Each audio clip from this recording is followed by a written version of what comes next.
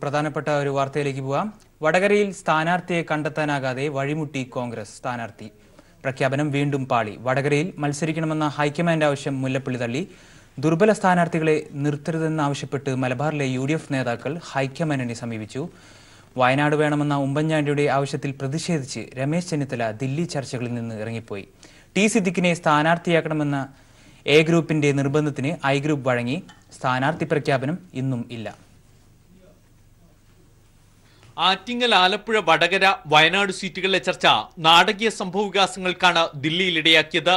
രാവിലെ 9 മണിയോടെ മുല്ലപ്പള്ളിയുടെ വസതിയിൽ രമേശ് ചെന്നിത്തല എത്തി ചർച്ചകൾ ആരംഭിച്ചെങ്കിലും വയനാട് സീറ്റിൽ സിദ്ദിഖല്ലാതെ മറ്റൊരാളുടെ പേര് അംഗീകരിക്കില്ലെന്ന് വ്യക്തമാക്കി ദില്ലിയിലുണ്ടായിരുന്ന ഉമ്മൻചാണ്ടി മുല്ലപ്പള്ളിയുടെ വസതിയിലേക്ക് എത്താതെ മാറി നിന്നു.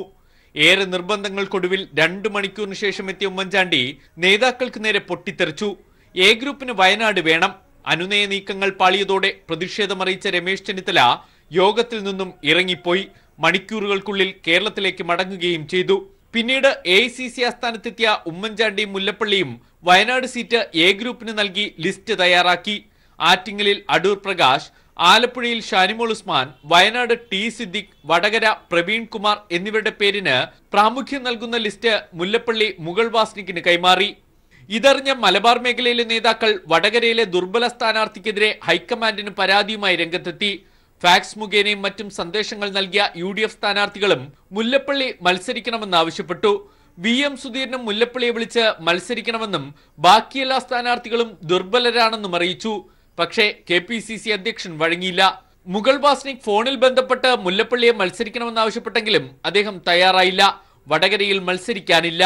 ഇതോടെ വെട്ടിലായ ഹൈക്കമാൻഡ് സ്ഥാനാർത്ഥി നിർണയ തീരുമാനം വീണ്ടും നിർത്തിവച്ചു. ഇന്നും പുറത്തിറങ്ങുമെന്ന് പ്രതീക്ഷിച്ചിരുന്ന സ്ഥാനാർത്ഥി പ്രഖ്യാപനം ഇനിയുമേറെ വൈകും. News bureau, Delhi. കേരളത്തിലെ സ്ഥാനാർത്ഥി നിർണയത്തെപ്പറ്റി പ്രതികരിക്കാതെ ഉമ്മൻചാണ്ടി. വയനാട്, വടകര സീറ്റുകളിലെ തർക്കത്തെപ്പറ്റി ചോദിച്ചപ്പോൾ തനിക്ക് ആന്ധ്രയുടെ ചുമതലയാണെന്ന് ഉമ്മൻചാണ്ടി മറുപടി നൽകി. 25 പാർലമെന്റ് കോൺസ്റ്റിറ്റ്യുവൻസിയിൽ 23-ലും 175 അസംബ്ലി കോൺസ്റ്റിറ്റ്യുവൻസിയിൽ 136 കോൺസ്റ്റിറ്റ്യുവൻസിലെയും സ്ഥാനാർത്ഥികളുടെ പേര് ഏകകണ്ഠമായി കൊടുത്തു. അത് അംഗീകരിച്ചിട്ടുണ്ട്.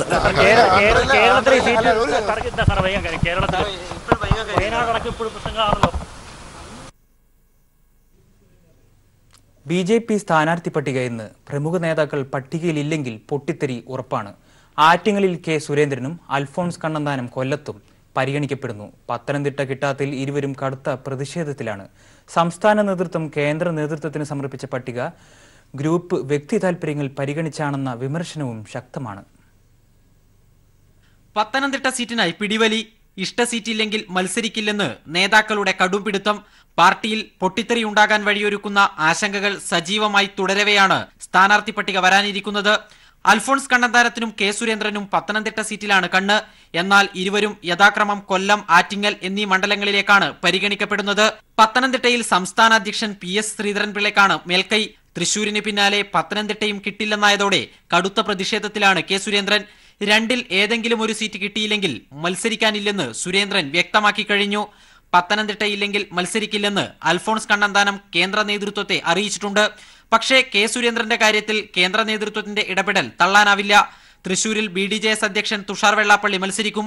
ഗ്രൂപ്പ് വ്യക്തി താൽപര്യങ്ങൾ പരിഗണിച്ചുള്ളതാണ് കേന്ദ്ര നേതൃത്വത്തിന് സംസ്ഥാന നേതൃത്വം നൽകിയ പട്ടിക. എറണാകുളത്ത് ടോം വടക്കനെ പരിഗണിച്ച് ചാലക്കുടിയിൽ AN രാധാകൃഷ്ണന്റെ സ്ഥാനാർത്ഥിത്വം ഉറപ്പിച്ചേക്കും. ദേശീയ നിർവാഹക സമിതി അംഗം PK കൃഷ്ണദാസ്, സംസ്ഥാന ജനറൽ സെക്രട്ടറിമാരായ ശോഭാ സുരേന്ദ്രൻ, MT രമേശ് എന്നിവരും പട്ടികയിൽ ഉണ്ടായേക്കില്ല. ഇഷ്ട സീറ്റ് കിട്ടാത്തതിലെ പ്രതിഷേധത്തിലാണ് ശോഭാ സുരേന്ദ്രനും MT രമേശും.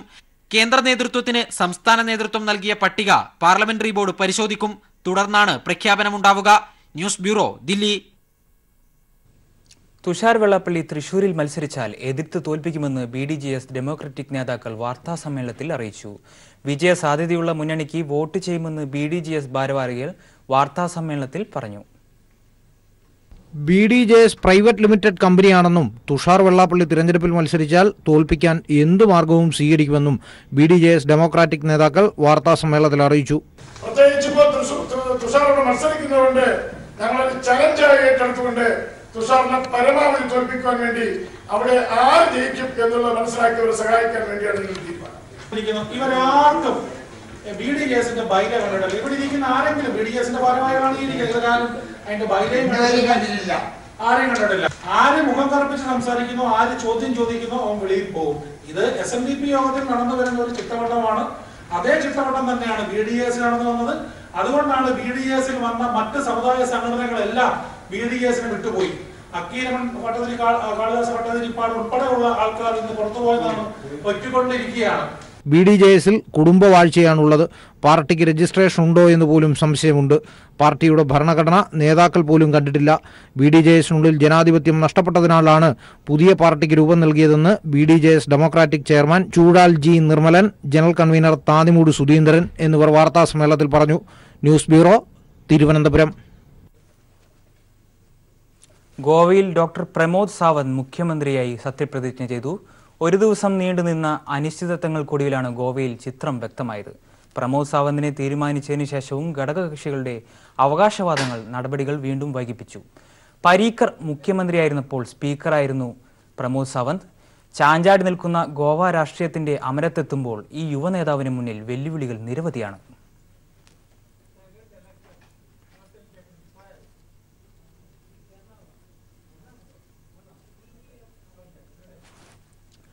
ഹൈബി ഈഡന്റെ തെരഞ്ഞെടുപ്പ് കൺവെൻഷനിൽ നിന്ന് വിട്ടുനിന്ന് KV തോമസ്. നേതൃത്വം ഇടപെട്ട് അനുനയിപ്പിച്ച് KV തോമസിന്റെ പ്രതിഷേധം ഇനിയും അവസാനിപ്പിച്ചിട്ടില്ലെന്ന സൂചനയാണ് കൺവെൻഷനിൽ അദ്ദേഹത്തിന്റെ അസാന്നിധ്യത്തിലൂടെ തെളിയുന്നത്.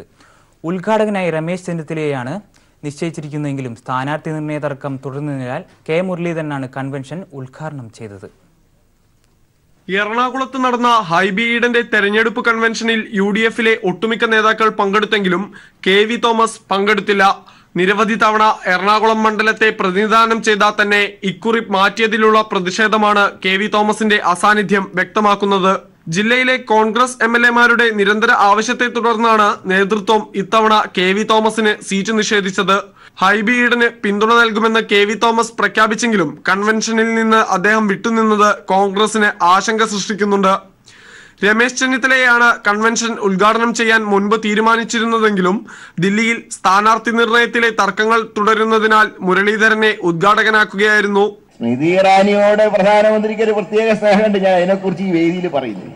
ഇത്രയും അല്പനായ ഒരു പ്രധാനമന്ത്രി, ഞാൻ ആ വാചകം അടിവരയിട്ട് പറയുന്നു, ഇത്രയും അല്പനായ പ്രധാനമന്ത്രി, കള്ളത്താടി, ഈ പ്രധാനമന്ത്രി ഈ രാജ്യത്തിന് അപമാനം.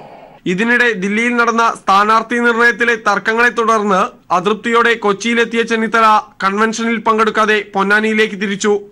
മാധ്യമപ്രവർത്തകരുടെ ചോദ്യങ്ങളോട് പ്രതികരിക്കാനും ചെന്നിത്തല തയ്യാറായില്ല. News bureau, Kochi. വടകരയെ ഇളക്കിമറിച്ച് LDF സ്ഥാനാർത്ഥി P ജയരാജന്റെ പര്യടനം തുടരുന്നു. ഓരോ കേന്ദ്രങ്ങളിലും നിരവധി പേരാണ് പ്രിയ സ്ഥാനാർത്ഥിയെ വരവേൽക്കാൻ എത്തുന്നത്.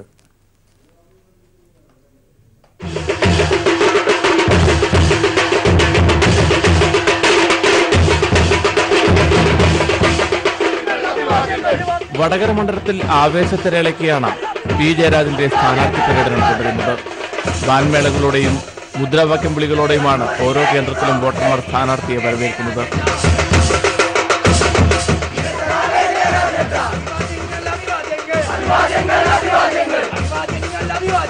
വിവിധ കോളേജുകൾ സന്ദർശിക്കാനെത്തിയപ്പോൾ കന്നി വോട്ടർമാർ ഉൾപ്പെടെയുള്ള പുതുതലമുറയുടെ ആവേശകരമായ വരവേൽപ്പ്. പെൺകുട്ടികളും ആൺകുട്ടികളും പ്രിയ നേതാവിനൊപ്പം സെൽഫിക്കായി മത്സരം. കന്നി വോട്ടർമാർ അവർ കൃത്യമായി തിരിച്ചറിഞ്ഞിട്ടുണ്ട് രാജ്യം അപകടത്തിൽ. ആ അപകടത്തിൽ നിന്നും രാജ്യത്തെ രക്ഷിക്കാനുള്ള കന്നി വോട്ടർമാരുടെ ആഗ്രഹം ഈ പര്യടന വേളയിലൊക്കെ തന്നെ ബോധ്യമായിട്ടുണ്ട്. അത്തരമൊരു ശക്തമായിട്ടുള്ളൊരു കൊടുങ്കാറ്റ് വരുമ്പോൾ ഇടതുപക്ഷത്തിൻ്റെ ഒരു കൊടുങ്കാറ്റാണ് വടകര ലോക്സഭാ മണ്ഡലത്തിൽ അലയടിക്കാൻ വേണ്ടി പോകുന്നത്. അത് വരുമ്പോൾ ഇടതുപക്ഷ വിരുദ്ധന്മാർ പലതരത്തിലുള്ള കോപ്രായങ്ങളും കാണിക്കും, അവിശുദ്ധ കൂട്ടുകെട്ടുണ്ടാക്കാൻ ശ്രമിക്കും.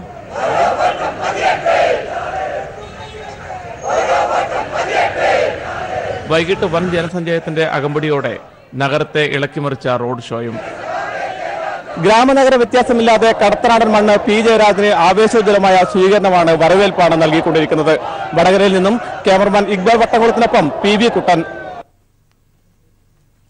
UDF സ്ഥാനാർത്ഥി കൂടി രംഗത്ത് വന്നതോടെ കാസർഗോഡ് ലോക്സഭാ മണ്ഡലത്തിൽ തിരഞ്ഞെടുപ്പ് പ്രചാരണത്തിന് ചൂടേറി. സ്ഥാനാർത്ഥി രാജ്മോഹൻ ഉണ്ണിത്താന്റെ സ്വീകരണ യോഗത്തിൽ നിന്ന് കോൺഗ്രസ് നേതാവ് അഡ്വക്കേറ്റ് സുബ്ബയ്യ റായ് വിട്ടുനിന്നത് UDF തെരഞ്ഞെടുപ്പ് പ്രചാരണത്തിന്റെ തുടക്കത്തിൽ കല്ലുകടിയായി. BJP സ്ഥാനാർത്ഥി കൂടി രംഗത്ത് വരുന്നതോടെ മാത്രമേ മണ്ഡലത്തിന്റെ തെരഞ്ഞെടുപ്പ് ചിത്രം വ്യക്തമാവുകയുള്ളൂ. LDF സ്ഥാനാർത്ഥി KP സതീഷ് ചന്ദ്രൻ പ്രചാരണത്തിന്റെ ഒന്നാം ഘട്ടം പൂർത്തിയാക്കിയതിന് പിന്നാലെയാണ് UDF സ്ഥാനാർത്ഥി രാജ്മോഹൻ ഉണ്ണിത്താന്റെ കാസർകോട്ടെ രംഗപ്രവേശം. ഉണ്ണിത്താന് UDF പ്രവർത്തകർ കാസർഗോഡ് റെയിൽവേ സ്റ്റേഷനിൽ വരവേൽപ്പ് നൽകി. തുടർന്ന് കാസർഗോഡ് DCCയിലും സ്വീകരണം നൽകി. എന്നാൽ സ്വീകരണ പരിപാടികളിൽ നിന്ന് കോൺഗ്രസ് സ്ഥാനാർത്ഥി പട്ടികയിൽ പ്രമുഖനായിരുന്ന അഡ്വക്കേറ്റ് B. സുബ്ബയ്യ റായ് വിട്ടുനിന്നു. സുബ്ബയ്യ റായിയുടെ പൂർണ്ണ പിന്തുണ താൻ പ്രതീക്ഷിക്കുന്നതായി രാജ്മോഹൻ ഉണ്ണിത്താൻ പറഞ്ഞു. മനസ്സുകൊണ്ട് പോലും അയാൾ കോൺഗ്രസിനെതിരെ ചിന്തിക്കില്ല. പക്ഷേ നമ്മുടെ ചില കാര്യങ്ങൾ അദ്ദേഹത്തിന് അസ്വസ്ഥതയുണ്ട്, അസംതൃപ്തിയുണ്ട്. ഞാനൊരിക്കലും കാസർഗോഡ് സീറ്റ് ചോദിച്ചിട്ടില്ല. ഞാനൊരിക്കലും ഇവിടെ മത്സരിക്കാൻ ആവശ്യപ്പെട്ടിട്ടില്ല. ഞാൻ ആവശ്യപ്പെട്ട സീറ്റ് ഇവിടെ എങ്ങുമല്ല. CPIMന്റെ അക്രമ രാഷ്ട്രീയത്തിനെതിരായ ജനവികാരം കാസർഗോഡ് തനിക്ക് അനുകൂലമാകുമെന്ന് പ്രതീക്ഷിക്കുന്നതായും ഉണ്ണിത്താൻ പറഞ്ഞു. കല്യോട്ട്, ബന്തെടുക്ക, ചീമേനി എന്നിവിടങ്ങളിലായിരുന്നു ഉണ്ണിത്താന്റെ ആദ്യ ദിവസത്തെ പര്യടനം. രാഷ്ട്രീയ എതിരാളികളുടെ അക്രമത്തിൽ ഏറ്റവും കൂടുതൽ പ്രവർത്തകരെ നഷ്ടപ്പെട്ട പാർട്ടി CPIM ആണെന്ന് LDF സ്ഥാനാർത്ഥി KP സതീഷ് ചന്ദ്രൻ ചൂണ്ടിക്കാട്ടി. ഏറ്റവും കൂടുതൽ അക്രമത്തിന് ഇരയായ പാർട്ടിയാണ് CPIM. കാസർഗോഡ് ജില്ലയിൽ മാത്രം 37 CPIMന്റെ പ്രവർത്തകന്മാർ രാഷ്ട്രീയ എതിരാളികളുടെ അക്രമത്തിൽ കൊല്ലപ്പെട്ടിട്ടുണ്ട്. ചീമേനിയിൽ 5 പേരെയാണ് തീവെച്ച് കൊന്നത്. അതുകൊണ്ട് അക്രമ രാഷ്ട്രീയത്തിനെതിരായ UDF സ്ഥാനാർത്ഥിയുടെയോ കോൺഗ്രസിന്റെയോ മുതലക്കണ്ണീർ ജനങ്ങൾ മുഖവിലക്കെടുക്കില്ല. LDFന് പുറത്തുള്ള ബഹുജനങ്ങളുടെ പിന്തുണ പോലും ഇത്തവണ തങ്ങൾക്ക് ലഭിക്കുമെന്ന് സതീഷ് ചന്ദ്രൻ പറഞ്ഞു. ഉദുമ നിയമസഭാ മണ്ഡലത്തിൽ സതീഷ് ചന്ദ്രന് ഗംഭീര വരവേൽപ്പാണ് ലഭിച്ചത്. ബേഡകത്തെ ആദ്യകാല കമ്മ്യൂണിസ്റ്റ് നേതാവും മുൻ ഗ്രാമപഞ്ചായത്ത് പ്രസിഡന്റുമായ P. ഗോപാലൻ മാസ്റ്ററെ കുറ്റിക്കോലിലെ വസതിയിലെത്തി KP സതീഷ് ചന്ദ്രൻ സന്ദർശിച്ചു. ഇന്ന് കാഞ്ഞങ്ങാട് നിയമസഭാ മണ്ഡലത്തിലാണ് സതീഷ് ചന്ദ്രന്റെ പര്യടനം. UDF സ്ഥാനാർത്ഥിയായി രാജ്മോഹൻ ഉണ്ണിത്താനും പ്രചാരണ രംഗത്തിറങ്ങിയതോടെ കാസർഗോഡ് ലോക്സഭാ മണ്ഡലത്തിലെ ചിത്രം തെളിഞ്ഞു. KP സതീഷ് ചന്ദ്രനും രാജ്മോഹൻ ഉണ്ണിത്താനും ഇനി മുഖാമുഖം പോരാട്ടം. ക്യാമറാമാൻ ഷൈജു ബിലാത്രയ്ക്കൊപ്പം സണ്ണി ജോസഫ്. വാർത്തകളിലേക്ക്. കൊല്ലത്ത് മുൻകാല SFI DYFI പ്രവർത്തകർ കൊല്ലത്തെ ഇടതുമുന്നണി സ്ഥാനാർത്ഥി KN ബാലഗോപാലിന് പിന്തുണ പ്രഖ്യാപിച്ചു. ഹൃദയപക്ഷം പരിപാടി MA ബേബി ഉദ്ഘാടനം ചെയ്തു. പുനലൂർ SN കോളേജിലെ SFI പ്രവർത്തകനായി, ചെയർമാനായി, പിന്നീട് SFIയുടെയും DYFIയുടെയും അഖിലേന്ത്യാ പ്രസിഡന്റായി, രാജ്യത്തൊട്ടാകെ വിദ്യാർത്ഥി യുവജന സമരങ്ങൾക്ക് നേതൃത്വം നൽകിയ പ്രിയ നേതാവ് KN ബാലഗോപാലിന്റെ തെരഞ്ഞെടുപ്പ് വിജയത്തിനാണ് ആദ്യകാല SFI DYFI പ്രവർത്തകർ ഒത്തുചേർന്നത്. CPIM പോളിറ്റ് ബ്യൂറോ അംഗം MA ബേബി ഉദ്ഘാടനം ചെയ്തു. വളരെ ആത്മവിശ്വാസം ഉണ്ടാകുന്ന പ്രവർത്തനങ്ങളാണ് നടക്കുന്നത്. നമ്മൾ നിൽക്കുന്നത് പഴയകാല വിദ്യാർത്ഥി യുവജന പ്രവർത്തകരുടെ വേദിയിലാണ്. അവരെല്ലാം പല മേഖലയിൽ ജോലി ചെയ്യുന്നവർ, വിദേശത്തിറക്കമുള്ളവരുണ്ട്. അവരെല്ലാം ഈ പ്രവർത്തനത്തിന് വരാൻ വേണ്ടി തയ്യാറായി ആ സന്തോഷത്തോട് വന്നിരിക്കുകയാണ്. അപ്പം വളരെ വലിയ പിന്തുണ. വിദ്യാർത്ഥി സംഘടനാ രംഗത്ത് പ്രവർത്തിക്കുന്ന SFI പ്രവർത്തകനായിരുന്നു, ഇടതുപക്ഷ വിദ്യാർത്ഥി പ്രവർത്തകനായിരുന്നു, പിന്നീട് DYFI പ്രവർത്തകനായിരുന്നു. ആ പ്രവർത്തനത്തിൻ്റെ എല്ലാം പിന്തുണ വലിയ തോതിലുണ്ട്. അതാണ് ഈ ഹാളിൽ എല്ലാവരും പഴയകാല വിദ്യാർത്ഥി നേതാക്കന്മാർ മുതൽ ഇപ്പോഴത്തെ വിദ്യാർത്ഥികൾ വരെ വന്നത്. വളരെ അനുകൂലമായ ഒരു ആവേശകരമായ ഒരു പിന്തുണയാണ് കാണുന്നത്. അടിയന്തരാവസ്ഥയിൽ SFIയെ നയിച്ച MA ബേബി മുതൽ വിവിധ ഘട്ടങ്ങളിൽ വിദ്യാർത്ഥി യുവജന പ്രസ്ഥാനത്തെ നയിച്ച Thomas Isaac, M. Vijayakumar, J. Mercykuttyamma, LDF സ്ഥാനാർത്ഥി KN Balagopal, S. Sudevan, doctor B. Sivadasan തുടങ്ങി പുതുതലമുറയിലെ നൂറുകണക്കിന് പ്രവർത്തകർ ഹൃദയപക്ഷം സൗഹൃദ സംഗമത്തിൽ ഒത്തുചേർന്നു. ന്യൂസ് ബ്യൂറോ, കൊല്ലം.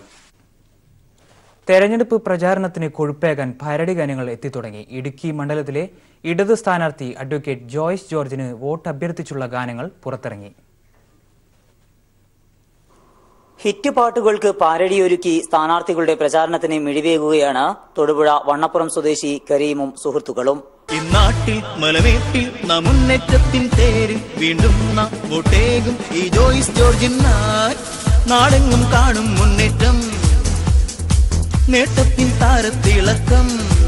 വീണ്ടും ജോയ്സ് ജോർജിനായി വോട്ടേകും നാം ഒന്നായി. ഇന്നാട്ടിലെങ്ങും സന്തോഷം, വിജയത്തിലകം, മുന്നേറ്റത്തിലകം, വിജയത്തിലകം. സിനിമ, നാടക ഗാനങ്ങൾ, നാടൻ പാട്ടുകൾ, മാപ്പിളപ്പാട്ടുകൾ എന്നിങ്ങനെ വിവിധ പാട്ടുകൾക്കാണ് ഇവർ പാരഡി ഒരുക്കുന്നത്. 15 വർഷമായി പാരഡി ഗാനങ്ങൾ തയ്യാറാക്കുന്ന കരീമിനും സുഹൃത്ത് നജീബിനും ഇത്തവണയും തിരക്കാണ്. വർക്ക് നമുക്ക് കേരളത്തിന്റെ നാനാഭാഗത്തുനിന്ന് പറഞ്ഞു. ഇപ്പൊ കഴിഞ്ഞ പഞ്ചായത്ത് ഇലക്ഷനിൽ ഞങ്ങൾക്ക് ആദ്യം കൈനീട്ടം വർക്ക് വന്നത് കണ്ണൂർ ജില്ലയിൽ നിന്ന്.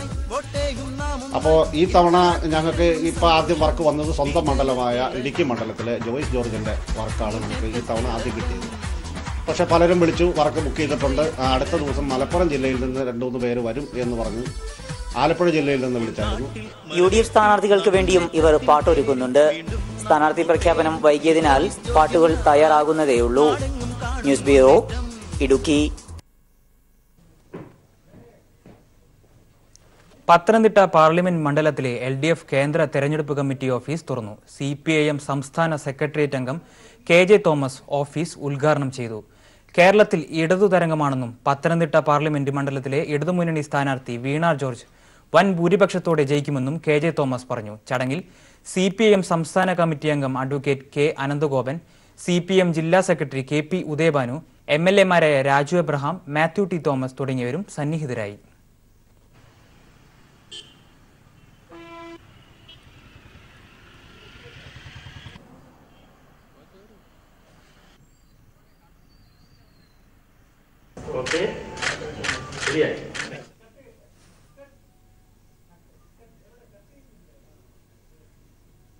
വാർത്തകളിലേക്ക്. പത്തനംതിട്ട പ്രമാടം പഞ്ചായത്തിലെ കുടിവെള്ള വിതരണം സ്ഥിരമായി മുടങ്ങുന്നതായി ആരോപിച്ച് നാട്ടുകാർ വാട്ടർ അതോറിറ്റി അസിസ്റ്റന്റ് എഞ്ചിനീയറെ ഉപരോധിച്ചു. കുടിവെള്ളക്ഷാമത്തിന് അടിയന്തരമായി പരിഹാരം കാണണമെന്ന് ഉറപ്പ് നൽകിയതോടെയാണ് നാട്ടുകാർ ഉപരോധം അവസാനിപ്പിച്ചത്. പത്തനംതിട്ട പ്രമാടം ഗ്രാമപഞ്ചായത്തിലെ 1-19 വാർഡുകളിൽ ഉൾപ്പെട്ട പുളി ജംഗ്ഷൻ പ്രദേശത്ത് സ്ഥിരമായി കുടിവെള്ള വിതരണം മുടങ്ങുന്നതായി ആരോപിച്ചാണ് ഇടത് ജനപ്രതിനിധികളുടെ നേതൃത്വത്തിൽ പ്രദേശവാസികൾ വാട്ടർ അതോറിറ്റി അസിസ്റ്റന്റ് എക്സിക്യൂട്ടീവ് എഞ്ചിനീയറെ ഓഫീസിൽ ഉപരോധിച്ചത്. പ്രദേശത്ത് വേനൽ ആരംഭിക്കുന്നതോടെ വാട്ടർ അതോറിറ്റി വിവിധ കാരണങ്ങൾ പറഞ്ഞ് കുടിവെള്ളം മുടക്കുന്നത് പതിവാണെന്നും നാട്ടുകാർ പറയുന്നു. വാൽവ് ഓപ്പറേറ്ററും കരാറുകാരും കുടിവെള്ള കച്ചവടക്കാരുമായി ഒത്തുകളിക്കുന്നതാണ് ഇവിടെ കുടിവെള്ള വിതരണം മുടങ്ങാൻ കാരണമെന്ന് പ്രദേശവാസിയായ തങ്കമണിയമ്മ ആരോപിച്ചു.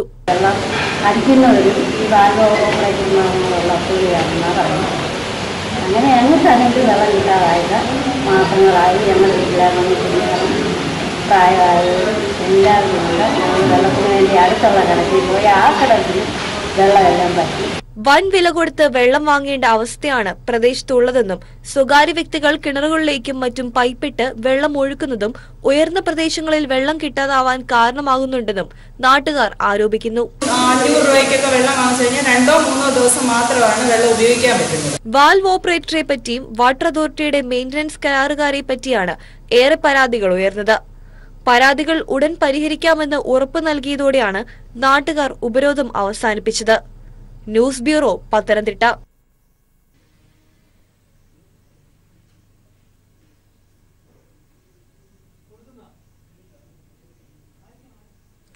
കണ്ണൂരിന്റെ വികസന നായിക PK ശ്രീമതി ടീച്ചർക്ക് കടലിന്റെ മക്കളുടെ സ്നേഹോഷ്മള വരവേൽപ്പ്. തീരദേശ മേഖലയിൽ പ്രചാരണത്തിനെത്തിയ ശ്രീമതി ടീച്ചർക്ക് ആവേശകരമായ സ്വീകരണമാണ് ലഭിച്ചത്. മത്സ്യത്തൊഴിലാളി ക്ഷേമത്തിനും തീരദേശ വികസനത്തിനും മുന്തിയ പരിഗണന നൽകിയ ഇടതുപക്ഷത്തിനൊപ്പമാണ് കടലിന്റെ മക്കളുടെ മനസ്സെന്ന് വ്യക്തമാകുന്നതായിരുന്നു ശ്രീമതി ടീച്ചർക്ക് ലഭിച്ച ഉജ്ജ്വല സ്വീകരണം. ലോക്സഭാ തിരഞ്ഞെടുപ്പിൽ കണ്ണൂരിന്റെ പ്രതിനിധിയായി വീണ്ടും പാർലമെന്റിൽ എത്തിക്കുമെന്നാണ് കണ്ണൂരിന്റെ കടലോരം ശ്രീമതി ടീച്ചർക്ക് നൽകിയ ഉറപ്പ്.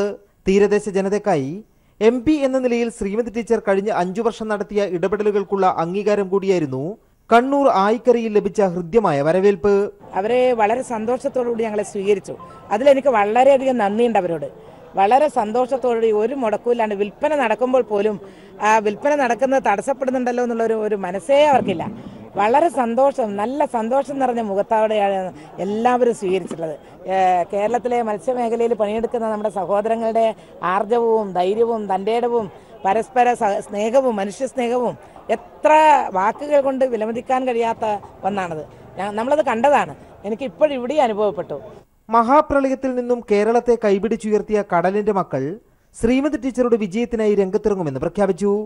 ഓഖി ദുരന്ത സഹായം, മത്സ്യത്തൊഴിലാളികൾക്കുള്ള ഭവന പദ്ധതി, മത്സ്യത്തൊഴിലാളികൾക്ക് തീരദേശ സേനയിൽ നിയമനം, തീരദേശ ഹൈവേ തുടങ്ങി നിരവധി പദ്ധതികളാണ് കേരളത്തിൽ LDF സർക്കാർ നടപ്പാക്കിയത്. വോട്ടഭ്യർത്ഥിച്ചെത്തിയ ശ്രീമതി ടീച്ചറോട് ഇടതുപക്ഷ സർക്കാർ നൽകിയ പരിഗണനകൾക്ക് തൊഴിലാളികൾ നന്ദി അറിയിച്ചു. News bureau, Kannur. തെരഞ്ഞെടുപ്പ് ചിത്രത്തിന് കൂടുതൽ വ്യക്തത വന്നതോടെ പത്തനംതിട്ട പാർലമെന്റ് മണ്ഡലത്തിൽ കടുത്ത മത്സരമാണ് ഉണ്ടാവുകയെന്നാണ് പൊതുവെയുള്ള വിലയിരുത്തൽ. മണ്ഡലത്തിലെ ജനങ്ങളുടെ വികസനത്തിന് ഊന്നൽ നൽകിയായിരിക്കും ഈ തെരഞ്ഞെടുപ്പിനെ ഇടതുമുന്നണി നേരിടുന്നതെന്ന് വീണ ജോർജ് വ്യക്തമാക്കി. പത്തനംതിട്ട പാർലമെന്റ് മണ്ഡലത്തിലെ ഇടതുമുന്നണി സ്ഥാനാർത്ഥിയായ വീണ ജോർജ് ഇപ്പോൾ സജീവമായ തെരഞ്ഞെടുപ്പ് പ്രചരണത്തിലാണ്. ഇപ്പോൾ വീണ ജോർജ് നമ്മോടൊപ്പം ചേരുന്നുണ്ട്. ഇപ്പോൾ എത്രമാത്രമാണ് വിജയ പ്രതീക്ഷകൾ? പ്രചരണമെല്ലാം എങ്ങനെയാണ് പോകുന്നത്? പത്തനംതിട്ട പാർലമെന്റ് മണ്ഡലത്തിൽ ഇടതുപക്ഷ ജനാധിപത്യ മുന്നണിക്ക് വലിയ വിജയമാണ് ഈ തെരഞ്ഞെടുപ്പിൽ ഉണ്ടാകാൻ പോകുന്നത്.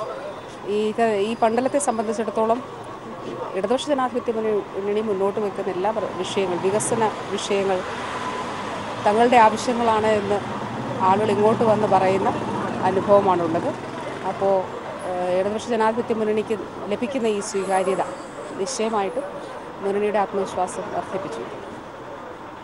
ജില്ലയിലെ പ്രധാനപ്പെട്ട ആവശ്യം, ജനങ്ങളുടെ ആവശ്യം തന്നെ വികസനമാണ്. ഒരുപാട് ലഭിക്കേണ്ടിയിരുന്ന വികസനങ്ങളെല്ലാം നഷ്ടമാക്കി എന്നാണ്. കഴിഞ്ഞ 10 വർഷമായി UDF ആണ് ഇവിടെ ഭരിക്കുന്നത്. മുൻ MP ഇവിടെ വികസനങ്ങളെല്ലാം നഷ്ടപ്പെടുത്തിയെന്ന് തന്നെയാണ് പൊതുവെയുള്ള വിലയിരുത്തൽ. ഈ തെരഞ്ഞെടുപ്പിൽ വികസനം മാത്രമാണോ മുൻനിർത്തി തന്നെയാണോ തെരഞ്ഞെടുപ്പിനെ നേരിടുന്നത്? ജനങ്ങളുടെ ആവശ്യങ്ങളെല്ലാം തന്നെ പരിഗണിക്കില്ലേ? ഈ ആളുകളെ നേരിട്ട് ബാധിക്കുന്ന വിഷയം വികസനമാണ്. അതായത് അവരവരുടെ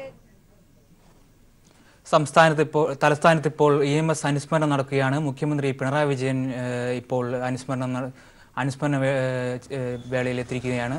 തത്സമയ ദൃശ്യങ്ങൾ കാണാം.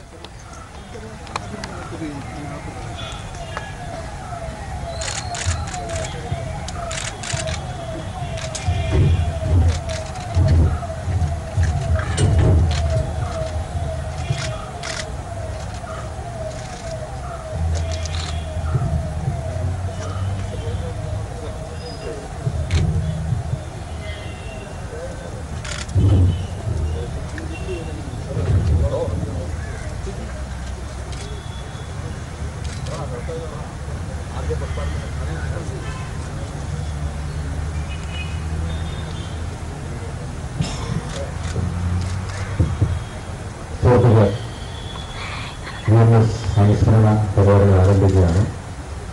അതിനോട് EMS പ്രതിനിധികൾ ഏറ്റവും സമർപ്പണവും പുഷ്പാഞ്ജലിയുമാണ്.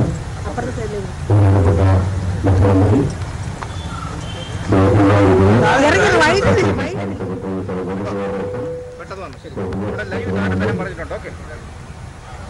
മറ്റു നേതാക്കന്മാർ എല്ലാവരും ധന്യവാദമായിട്ടുണ്ട്.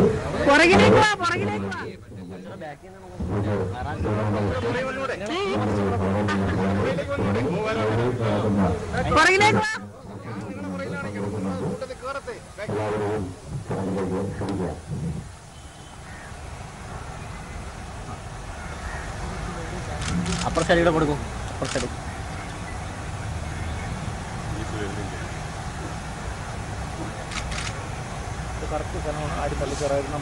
എല്ലാവർക്കും കിട്ടും.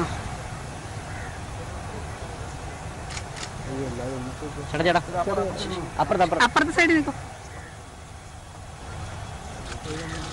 ഇങ്ങോട്ട് നീങ്ങുന്നു. എല്ലാം കിട്ടുള്ളൂ. EMS ദിനാചരണത്തോടനുബന്ധിച്ച് മുഖ്യമന്ത്രി പിണറായി വിജയൻ EMS പ്രതിമയ്ക്ക് മുമ്പിൽ പുഷ്പാർച്ചന നടത്തുന്ന ദൃശ്യങ്ങളാണ് നമുക്കിപ്പോൾ തത്സമയത്തിലൂടെ കാണാൻ സാധിക്കുന്നത്.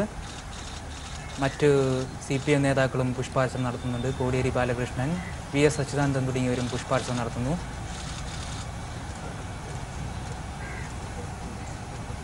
Speaker P. ശ്രീരാമകൃഷ്ണനാണ് ഇപ്പോൾ പുഷ്പാർച്ചന നടത്തുന്നത്.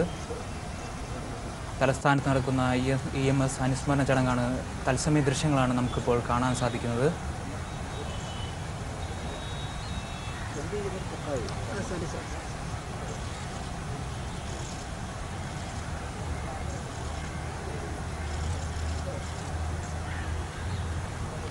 EMS ജന്മദിനമായ ഇന്ന് EMS ദിനാചരണത്തോട് അനുബന്ധിച്ച് പുഷ്പാർച്ചന നടത്തുന്ന ദൃശ്യങ്ങളാണ് നമുക്ക് കാണാൻ സാധിക്കുന്നത്. CPM നേതാക്കൾ പുഷ്പാർച്ചന നടത്തി മടങ്ങുകയാണ്.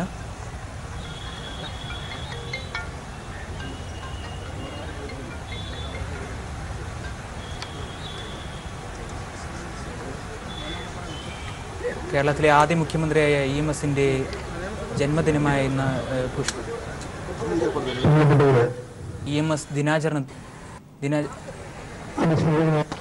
EMS ദിനാചരണത്തോടനുബന്ധിച്ച് CPM നേതാക്കൾ പുഷ്പാർച്ചന നടത്തുന്ന ദൃശ്യങ്ങളാണ് നമുക്ക് കാണാൻ സാധിച്ചത്.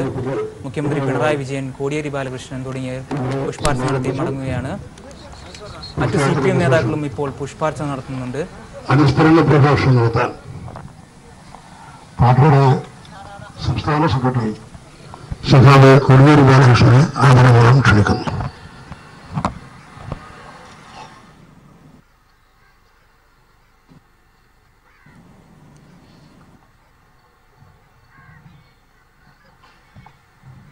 സഖാക്കളെ, സഹോദരി സഹോദരന്മാരെ, മഹാനായ സഖാവ് EMSന്റെ 21ാമത്തെ ചരമ വാർഷിക ദിനമാണിന്ന്.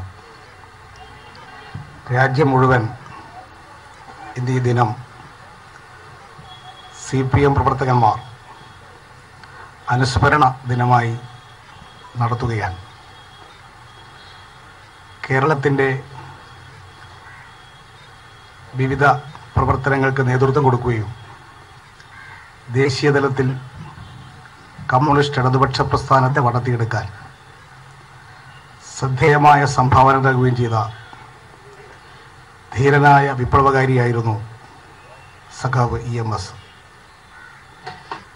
വിദ്യാർത്ഥി ജീവിതകാലത്ത് തന്നെ സ്വാതന്ത്ര്യസമര പ്രസ്ഥാനത്തിൽ പങ്കെടുത്ത് യുവാവായിരുന്ന കാലത്ത് ശ്രദ്ധിക്കപ്പെട്ട ഒരു നേതാവായിരുന്നു സഖാവ് EMS. കോൺഗ്രസ് പാർട്ടിയുടെ നേതൃതലത്തിൽ പ്രവർത്തിക്കുകയും പിന്നീട് കോൺഗ്രസ് സോഷ്യലിസ്റ്റ് പാർട്ടിയുടെ അഖിലേന്ത്യാ നേതൃതലത്തിലേക്ക് പ്രവർത്തിക്കുകയും കമ്മ്യൂണിസ്റ്റ് പാർട്ടിയുടെ രൂപീകരണത്തിൽ മുൻകൈയെടുത്ത് പ്രവർത്തിക്കുകയും ചെയ്ത സഖാവ് EMS ആധുനിക കേരളത്തിൻ്റെ ശില്പിയാണ്. ഇന്ത്യയിൽ സുശക്തമായ ഒരു കമ്മ്യൂണിസ്റ്റ് ഇടതുപക്ഷ പ്രസ്ഥാനം വളർത്തിയെടുക്കുന്നതിൽ ശ്രദ്ധേയമായ സംഭാവനകളാണ് സഖാവ് EMS നൽകിയിരുന്നത്. CPIMന്റെ അഖിലേന്ത്യാ ജനറൽ സെക്രട്ടറിയായി ദീർഘകാലം പ്രവർത്തിച്ചുകൊണ്ട് ഇന്ത്യയിൽ മാർക്സിസ്റ്റ് ലെനിനിസ്റ്റ് ആശയങ്ങൾ പ്രചരിപ്പിക്കാനും സുശക്തമായ ഒരു കമ്മ്യൂണിസ്റ്റ് പ്രസ്ഥാനം രൂപപ്പെടുത്തിയെടുക്കാനും സഖാവ് EMS നേതൃത്വം നൽകുകയുണ്ടായി. ലോകതലത്തിൽ തന്നെ അറിയപ്പെട്ട കമ്മ്യൂണിസ്റ്റ് നേതാക്കന്മാരിൽ ഒരാളായിരുന്നു സഖാവ് EMS. കേരളത്തെ സംബന്ധിച്ച് ഒരിക്കലും മറക്കാനാവാത്ത പേരാണ് EMSന്റെ പേര്. മലയാളക്കരയെ യോജിപ്പിച്ചുകൊണ്ട് കേരളം എന്നൊരു സംസ്ഥാനം രൂപീകരിക്കുന്നതിൽ മുൻകൈയെടുത്ത നേതാവായിരുന്നു സഖാവ് EMS. 1957 ഇന്ത്യയിൽ ആദ്യമായി അധികാരത്തിൽ വന്ന കമ്മ്യൂണിസ്റ്റ് ഗവൺമെൻറ്റിനെ നേതൃത്വം നൽകിക്കൊണ്ട് ഒരു ഭരണകൂടത്തെ ഉപയോഗിച്ചുകൊണ്ട് എങ്ങനെയാണ് സാമൂഹ്യ മാറ്റം നടത്തേണ്ടത് എന്ന് പ്രായോഗികമായി സഖാവ് EMS തെളിയിച്ചു. ഭൂപരിഷ്കരണ നടപടികൾ വഴിയും വിദ്യാഭ്യാസ രംഗത്തെ സാർവത്രികവൽക്കരണത്തിൽ കൂടിയും അധികാര വികേന്ദ്രീകരണത്തിൽ കൂടിയും വിവിധ മേഖലയിൽ എങ്ങനെയാണ് ഒരു ഭരണകൂടം ഇടപെടേണ്ടത് എന്ന് EMS മാതൃക കാണിച്ചു. ഭൂപ്രഭുത്വ ഭരണകൂടത്തിന് ബദൽ എന്താണെന്ന് പ്രായോഗികമായി ഇന്ത്യയിൽ തെളിയിച്ചു കൊടുക്കാൻ സഖാവ് EMS 1957 ഗവൺമെന്റിനെ ഉപയോഗപ്പെടുത്തി. പിന്നീട് 1967 വീണ്ടും മുഖ്യമന്ത്രിയായപ്പോഴും ഈ പ്രക്രിയ തുടർന്നു. അതിൻ്റെ തുടർച്ചയാണ് പിന്നീട് അധികാരത്തിൽ വന്ന ഇടതുപക്ഷ ഗവൺമെന്റുകളെല്ലാം ഈ സംസ്ഥാനത്ത് സ്വീകരിച്ചുകൊണ്ടിരിക്കുന്ന ഓരോ ഭരണ നടപടികളും. ഇതിൻ്റെ ഫലമായാണ് കേരളം ഇന്ത്യയിലെ മറ്റ് സംസ്ഥാനങ്ങളിൽ നിന്ന് വ്യത്യസ്തമായ ഒരവസ്ഥ നമുക്കുണ്ടാക്കാൻ സാധിച്ചത്. ജാതീയമായ മേധാവിത്വം നിലനിർന്നിരുന്ന കേരളത്തിൽ ആ ജാതി മേധാവിത്വത്തെ അവസാനിപ്പിക്കാൻ സുശക്തമായ നിലപാടുകളാണ് കമ്മ്യൂണിസ്റ്റ് ഇടതുപക്ഷ പ്രസ്ഥാനം സ്വീകരിച്ചിരുന്നത്. ജമ്മി നാടുവാഴിത്ത വ്യവസ്ഥയെ മാറ്റിമറിച്ചുകൊണ്ട് ഇവിടെ അടിസ്ഥാനപരമായ മാറ്റങ്ങൾ വരുത്താൻ കമ്മ്യൂണിസ്റ്റ് പ്രസ്ഥാനത്തിന് ഇടപെടാൻ സാധിച്ചു. അതിൽ പ്രധാനപ്പെട്ട പങ്ക് വഹിച്ച നേതാക്കന്മാരിൽ ഒരാളായിരുന്നു സഖാവ് EMS എന്ന കാര്യം നാം ഈ സന്ദർഭത്തിൽ പ്രത്യേകം ഓർക്കേണ്ടതാണ്. 21 വർഷം മുമ്പ് സഖാവ് EMS നമ്മെ വിട്ടുപിരിയുന്ന സന്ദർഭം ദേശീയ തലത്തിൽ ഒരു പ്രത്യേക സാഹചര്യം രൂപപ്പെട്ടു വരുന്ന ഒരു കാലഘട്ടമായിരുന്നു. RSS വിവിധ രൂപത്തിൽ ഇടപെടാൻ തുടങ്ങിയപ്പോൾ RSSന്റെ ഭരണം വന്നാലുണ്ടാകുന്ന അവസ്ഥ എന്തായിരിക്കുമെന്ന് സഖാവ് EMS മുന്നറിയിപ്പ് കൊടുത്തു. മരിക്കുന്നതിൻ്റെ അന്നേ ദിവസം സഖാവ് EMS ദേശാഭിമാനിക്ക് കൊടുത്ത ലേഖനം അതിന്നും വളരെ പ്രസക്തമാണ്. ഇന്ന് നമ്മുടെ രാജ്യം ഒരു പുതിയ സാഹചര്യത്തെ നേരിട്ടുകൊണ്ടിരിക്കുകയാണ്. BJPയുടെ നേതൃത്വത്തിൽ നരേന്ദ്രമോദിയുടെ ഭരണം 5 വർഷം പൂർത്തീകരിക്കാൻ പോവുകയാണ്. 5 വർഷം കൊണ്ട് അന്ന് EMS മുന്നറിയിപ്പ് നൽകിയതുപോലുള്ള ഒരവസ്ഥാവിശേഷമാണ് BJP ഭരണത്തിൽ ഇവിടെ സംഭവിച്ചിട്ടുള്ളത്. ജനാധിപത്യത്തിനും മതനിരപേക്ഷതക്കും സ്വതന്ത്ര പരമാധികാരത്തിനും വെല്ലുവിളിയുയർത്തുന്ന ഭരണ നടപടികളാണ് BJP സർക്കാർ 5 വർഷക്കാലമായി സ്വീകരിച്ചുകൊണ്ടിരിക്കുന്നത്.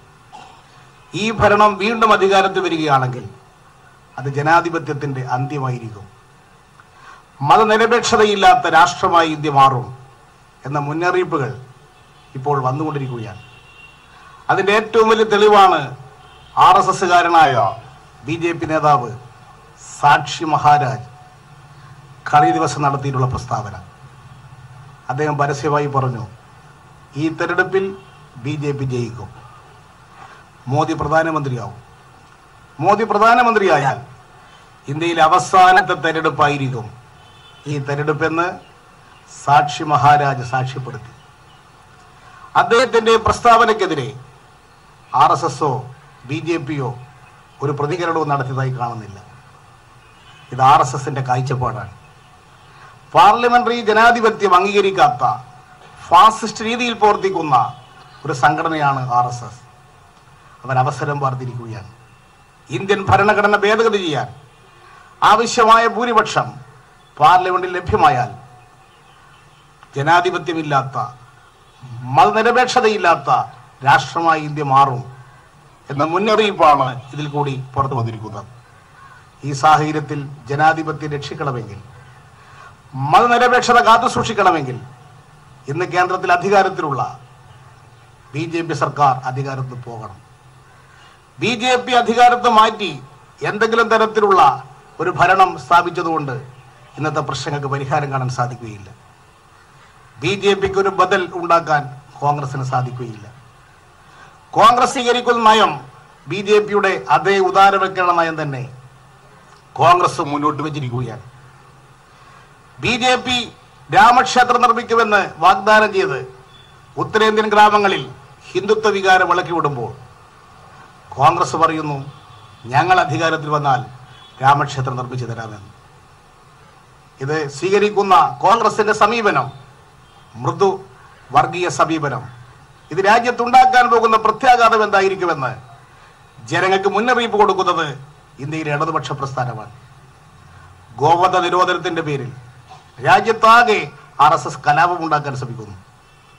മതന്യൂനപക്ഷങ്ങളെയും പട്ടികജാതി പട്ടികവർഗ വിഭാഗത്തിൽപ്പെട്ടവരെയും വേട്ടയാടുന്നു ഗോവധത്തിന്റെ പേര് പറഞ്ഞുകൊണ്ട്. അതിനെതിരായി ചിന്തിക്കുന്ന ജനങ്ങൾക്ക് പ്രത്യാശ നൽകുന്നതിന് പകരം കോൺഗ്രസ് പ്രചരിപ്പിക്കുന്നത് ഞങ്ങളാണ് ഇന്ത്യയിൽ ഭൂരിപക്ഷ സംസ്ഥാനങ്ങളിൽ ഗോവധ നിരോധിച്ചത്, കർശനമായി ഞങ്ങൾ നടപ്പാക്കും എന്ന് പറയുന്ന കോൺഗ്രസ് എങ്ങനെയാണ് മതനിരപേക്ഷത സംരക്ഷിക്കുന്ന ഒരു പ്രസ്ഥാനമായി ജനങ്ങൾ അതിനെ കണക്കാക്കാൻ പോകുന്നത്? ഈ സന്ദർഭത്തിൽ അടുത്ത പാർലമെന്റിൽ ഇടതുപക്ഷത്തിന്റെ അംഗബലം വർദ്ധിക്കണം. ഇടതുപക്ഷത്തിന്റെ അംഗസംഖ്യ വർദ്ധിച്ചാൽ ഇടതുപക്ഷത്തിന് ഇന്ത്യൻ രാഷ്ട്രീയത്തിൽ ഇടപെടാനുള്ള കഴിവ് വർദ്ധിക്കും. അതുവഴി ഇത്തരം പ്രവണതകളെ, ചാഞ്ചാട്ടങ്ങളെ തടഞ്ഞു നിർത്താൻ സാധിക്കും. വർഗീയതയ്ക്കെതിരെ ഉറച്ച നിലപാട് സ്വീകരിക്കാൻ സാധിക്കും. മതനിരപേക്ഷതയ്ക്ക് വേണ്ടി നിലകൊള്ളാൻ സാധിക്കും. അത്തരമൊരു സംവിധാനം രാജ്യത്തുണ്ടാക്കണമെങ്കിൽ ഇടതുപക്ഷത്തിന്റെ അംഗബലം അടുത്ത പാർലമെന്റിൽ വർദ്ധിക്കണം. 2004 കേരളത്തിലെ 20 പാർലമെന്റ് സീറ്റിൽ 18 സീറ്റിലും ഇടതുപക്ഷം ജയിച്ചു. കോൺഗ്രസ് ഒറ്റ സീറ്റിൽ ജയിച്ചില്ല. കോൺഗ്രസിനെ ജയിപ്പിക്കാതെയും കേന്ദ്രത്തിൽ BJPയെ പുറത്താക്കാൻ കഴിയും. 2004 തെളിയിച്ച സംസ്ഥാനമാണ് ഈ കേരളം.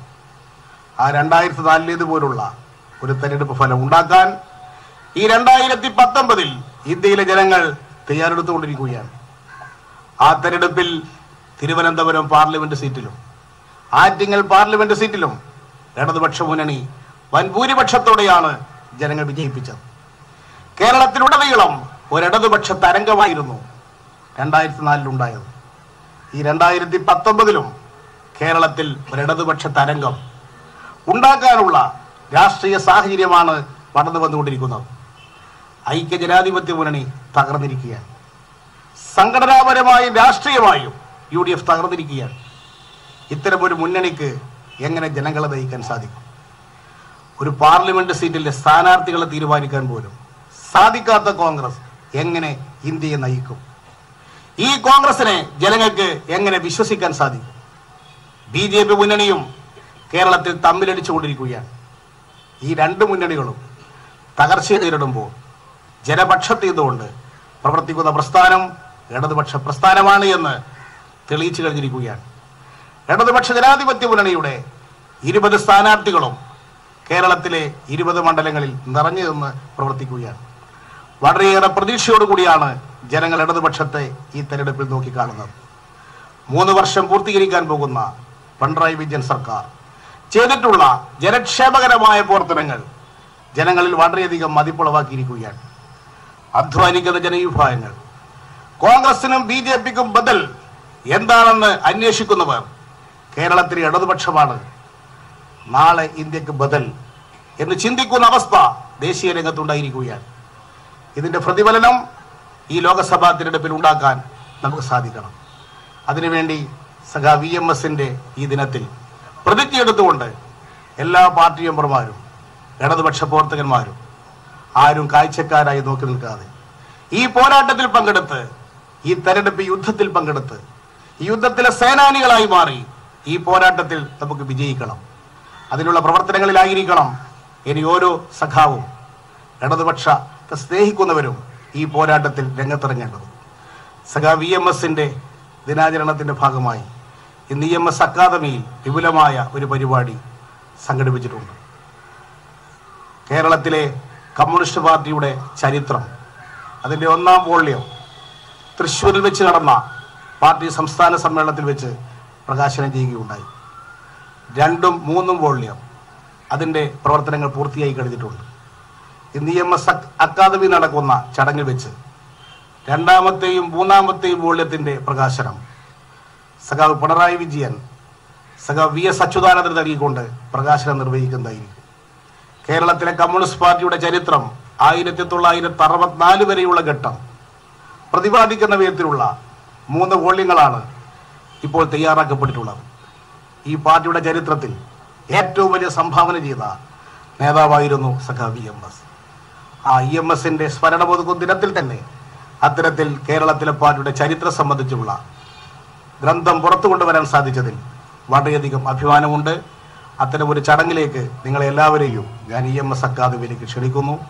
അതോടൊപ്പം തന്നെ മലയാള മനോരമയുടെ ജയചന്ദ്രൻ തയ്യാറാക്കിയിട്ടുള്ള EMSന്റെ വിവിധ ഫോട്ടോ ആൽബം സംബന്ധിച്ചിലുള്ള ഒരു പ്രകാശന പരിപാടിയും അവിടെ ഇന്ന് EMS അക്കാദമിയിൽ നടത്താൻ പോകുന്നുണ്ട്. അങ്ങനെ വിവിധ തരങ്ങളിൽ EMSന്റെ സ്മരണ പുതുക്കുന്ന ഈ ദിനത്തിൽ പങ്കെടുത്ത എല്ലാ സഖാക്കളെയും പ്രത്യേകം അഭിവാദ്യം ചെയ്യുന്നു. മുഖ്യമന്ത്രിയും സഖാവ് പിണറായിയും സഖാവ് VSഉം എല്ലാം പങ്കെടുത്തിട്ടുള്ള ഈ പ്രൗഢോജ്വലമായിട്ടുള്ള ഈ ചടങ്ങ് ഇത്രയും വിജയകരമാക്കി തീർത്ത എല്ലാവരെയും ഒരിക്കൽ കൂടി അഭിവാദ്യം അറിയിപ്പിച്ചുകൊണ്ട് ഞാൻ എൻ്റെ വാക്കുകൾ നിർത്തുന്നു. അഭിവാദ്യങ്ങൾ.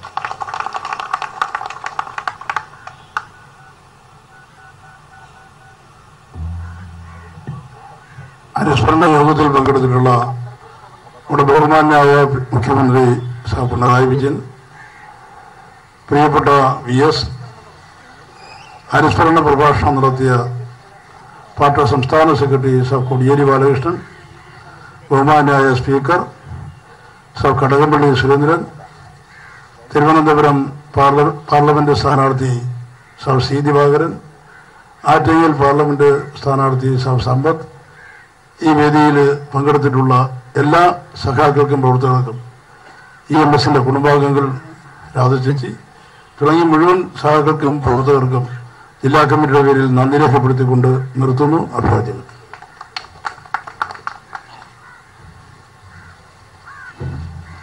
ഐക്യകേരളം നിലവിൽ വന്നതിനു ശേഷം ആദ്യത്തെ മുഖ്യമന്ത്രിയായ EMSന്റെ അനുസ്മരണ ചടങ്ങിനോടനുബന്ധിച്ച് വിവിധ CPM നേതാക്കൾ പുഷ്പാർച്ചന നടത്തിയ ദൃശ്യങ്ങളും അതിനോടനുബന്ധിച്ച് സംസാരിച്ച ദൃശ്യങ്ങളുമാണ് നമുക്കിപ്പോൾ കാണാൻ സാധിച്ചത്.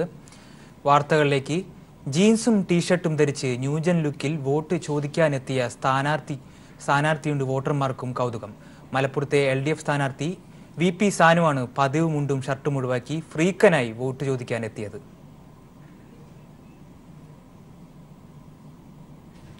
ജീൻസ് പാന്റും പച്ച ടീഷർട്ടും ഷൂവുമെല്ലാമായി ആകെയൊരു ന്യൂജൻ ലുക്ക്.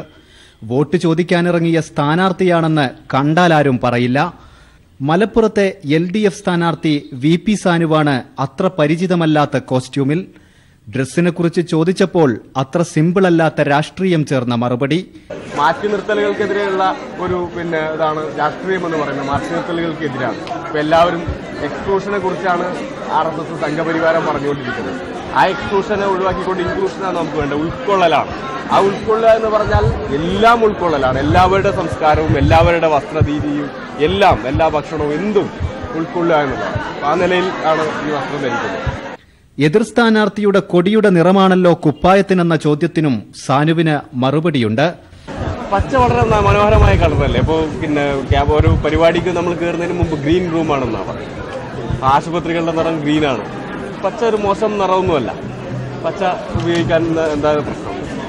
സ്ഥാനാർത്ഥിയായി മണ്ഡലത്തിലിറങ്ങിയതു മുതൽ യുവതലമുറയുടെ ആവേശമായി മാറിയിട്ടുണ്ട് SFI അഖിലേന്ത്യാ പ്രസിഡന്റ് കൂടിയായ VP സാനു. മലപ്പുറവും മാറുമെന്ന ഇടത് പ്രതീക്ഷകളുടെ നിറം കൂട്ടുകയാണ് ഈ ചെറുപ്പക്കാരൻ. ക്യാമറാമാൻ ജയേഷ് വില്ലോടിക്കൊപ്പം KT സാലിഹ്, മലപ്പുറം.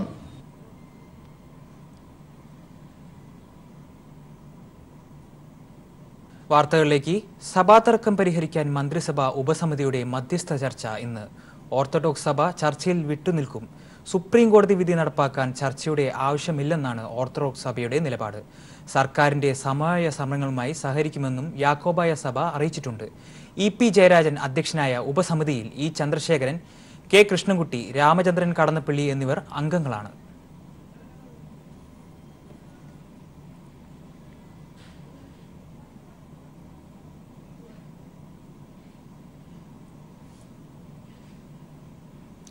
$5 ലക്ഷം രൂപയുടെ മെഡിക്കൽ ഇൻഷുറൻസ് രാജ്യത്ത് കേരളത്തിൽ മാത്രമെന്ന് മന്ത്രി തോമസ് ഐസക്. 1000 കോടി ചെലവ് പ്രതീക്ഷിക്കുന്ന പദ്ധതിയിൽ കേന്ദ്രം നൽകുന്നത് വെറും 100 കോടി മാത്രം. സാധാരണക്കാർക്ക് ചികിത്സ എന്ന് പറയുന്നത് ഒരു ബാലികേറ മല തന്നെയാണ്. പണമില്ലെന്നുണ്ടെങ്കിൽ മരണമാണ് അവരുടെ ആശ്രയം. അതേസമയം ഇടതുപക്ഷ സർക്കാർ അധികാരത്തിൽ വന്നതിന് ശേഷം ഇൻഷുറൻസ് പദ്ധതി 30,000-ൽ നിന്ന് 5 ലക്ഷമായിട്ട് ഉയർത്തിയിരിക്കുകയാണ്. നമ്മുടെ ധനകാര്യമന്ത്രി തോമസ് ഐസക് തന്നെ ആ പദ്ധതിയെക്കുറിച്ച് പറയും. എന്തുകൊണ്ട് ഇങ്ങനെ ഹൃദയപക്ഷത്തിൽ നിന്നുകൊണ്ടുള്ള ഒരു പദ്ധതിക്ക് ആസൂത്രണം ചെയ്തു? ഇതിലെ സംസ്ഥാന ഗവൺമെന്റ് എങ്ങനെയാണ് ഈ പദ്ധതി ആവിഷ്കരിച്ചത്? ഇലക്ഷൻ മുന്നിൽ കണ്ടുകൊണ്ട് ആയുഷ്മാൻ ഭാരത് എന്ന് പറഞ്ഞൊരു 5 ലക്ഷം രൂപ നൽകുമെന്നൊരു പദ്ധതി കേന്ദ്ര സർക്കാർ പ്രഖ്യാപിച്ചു. ആ ഇൻഷുറൻസ് പദ്ധതി ഇന്ത്യയിലേക്ക് നടപ്പാകുന്നില്ല. ഒരു BJP സർക്കാരും 5 ലക്ഷം രൂപയുടെ ഇൻഷുറൻസ് നൽകുന്നില്ല. ഭൂരിപക്ഷം സംസ്ഥാനങ്ങളിലും അഷുറൻസ് എന്ന് വെച്ചാൽ നിങ്ങൾക്ക് രോഗം വന്നാൽ സർക്കാരിൽ അപേക്ഷ കൊടുത്താൽ സർക്കാർ പണം തരുമെന്നാണ് പറയുന്നത്. പ്രായോഗികമായിട്ടൊക്കെ നടക്കുന്നില്ല. നേരത്തെ ഉണ്ടായിരുന്ന RSBYയിൽ ഇൻഷുർ ചെയ്യപ്പെടുന്ന എല്ലാവർക്കും 30,000 രൂപയെങ്കിലും കിട്ടുമായിരുന്നു. ഇപ്പോൾ മോഡിയുടെ ഗുജറാത്തിൽ 50,000 രൂപയാണ്. 30,000, 50,000, 5 ലക്ഷം ഇല്ല. UPയിലില്ല, ഹരിയാനയിലില്ല. ഇങ്ങനെ പ്രധാനപ്പെട്ട ഒരു സംസ്ഥാനത്തും നിലനിൽക്കുന്നില്ല. കേരളം മാത്രമാണ് മേജർ സംസ്ഥാനങ്ങളിൽ 5 ലക്ഷം രൂപയുടെ ഇൻഷുറൻസ് നൽകാൻ തീരുമാനിച്ചിട്ടുള്ളത്.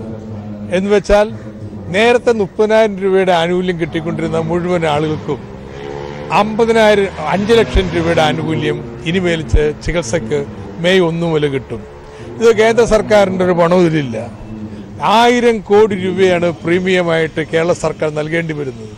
അതിൽ 100 കോടി രൂപയാണ് കേന്ദ്രത്തിൽ നിന്ന് സഹായമായിട്ട് കിട്ടുക. കേന്ദ്രം 18 ലക്ഷം ആളുകൾക്കുള്ള ഇൻഷുറൻസ് തന്നെ സഹായം നൽകൂ. അത് തന്നെ 2,300 രൂപ ഇൻഷുറൻസ് പ്രീമിയം വരുന്നതിൽ 660 രൂപയാണ് 18 ലക്ഷം പേർക്ക് തരുന്നത്. അതുകൊണ്ട് ഇത് ഇടതുപക്ഷ ജനാധിപത്യ മുന്നണി സർക്കാർ കഴിഞ്ഞ ബഡ്ജറ്റിൽ പ്രഖ്യാപിച്ച സമഗ്ര ആരോഗ്യ പരിപാടിയുടെ ഭാഗമായിട്ട് നമ്മൾ നടപ്പാക്കിയത്. ഇവിടെ മോഡി പ്രഖ്യാപിച്ചെങ്കിലും ഇന്ത്യയിലെ BJP സംസ്ഥാനങ്ങൾ പോലും നടപ്പാക്കാൻ അധൈര്യപ്പെടുന്ന ആരോഗ്യ പരിരക്ഷ പരിപാടി നമ്മുടെ കേരളത്തിൽ മെയ് 1 മുതൽ നടപ്പാവാൻ പോവുകയാണ്.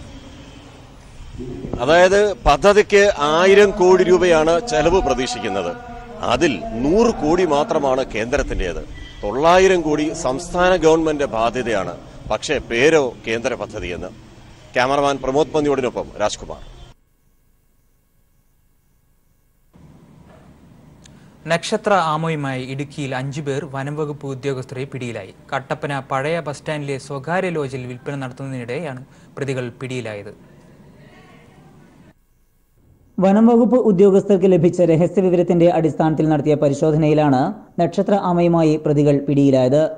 പെരുമ്പാവൂർ കല്ലുകൂട്ടത്തിൽ കെ മോഹനൻ, കൊട്ടാരക്കര സ്വദേശി ഓണപ്പറമ്പിൽ എസ് ലാലു, ഉപ്പുതറ 10 ഏക്കർ സ്വദേശികളായ കൊല്ലംപറമ്പിൽ ജെയ്സൺ ജോസഫ്, സഹോദരങ്ങളായ പുത്തൻപുരയ്ക്കൽ മുത്തുരാജ്, മോഹനൻ എന്നിവരാണ് അറസ്റ്റിലായത്. പ്രതികൾക്കെതിരെ ജാമ്യമില്ലാ വകുപ്പ് ചുമത്തിയാണ് കേസെടുത്തിരിക്കുന്നത്. കട്ടപ്പന പഴയ ബസ് സ്റ്റാൻഡിന് സമീപത്തെ സ്വകാര്യ ലോഡ്ജിൽ നക്ഷത്ര ആമയെ കൈമാറ്റം നടത്തുന്നുണ്ട് എന്ന വിവരത്തിന്റെ അടിസ്ഥാനത്തിൽ കട്ടപ്പന കാഞ്ചിയാർ ഫോറസ്റ്റ് ഡിവിഷനുകളിലെ ഫ്ലൈയിംഗ് സ്ക്വാഡ് ഉദ്യോഗസ്ഥർ നടത്തിയ പരിശോധനയിലാണ് പ്രതികൾ വലയിലായത്. വംശനാശ ഭീഷണി നേരിടുന്ന അത്യപൂർവമായ നക്ഷത്ര ആമയ്ക്ക് അന്താരാഷ്ട്ര വിപണിയിൽ 50 ലക്ഷത്തിലധികം രൂപ വിലമതിക്കും. Beat forest officer N Manoj, flying squad ഉദ്യോഗസ്ഥരായ PK അനീഷ് കുമാർ, VS മനോജ്, ഷിനോജ് മോൻ, ജോസുകുട്ടി എന്നിവരുടെ നേതൃത്വത്തിലാണ് പ്രതികളെ പിടികൂടിയത്. News bureau, Idukki.